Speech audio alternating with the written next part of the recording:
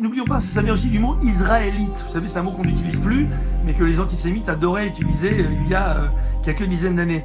Et je pense que, en gros, cet amalgame qui montre juifs, israéliens, sionistes, israélites, tout ça c'est un même paquet. Ça montre que, quoi qu'il arrive, ils sont en train de se planquer derrière la suspicion de judaïté, non seulement des jeunes qui ont moins de 15 ans, mais de leur probable aussi appartenance à Israël. Pour eux, quand on est juif, on est forcément israélien. Ce qui est absurde.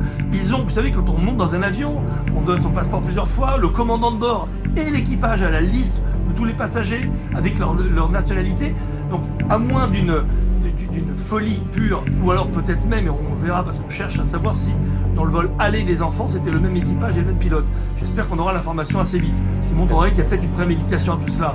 Mais ils savaient parfaitement que c'était des Français. Mais pour eux, et pour la majorité de tous les anti-juifs de la planète, juifs, israéliens, sionistes, israélites, même combat. Ça montre évidemment que c'est une problématique énorme, puisqu'un ministre se permet de faire cet amalgame, c'est quand même épouvantable, et ça dénote vraiment de la problématique fondamentale de la haine des juifs en Espagne aujourd'hui.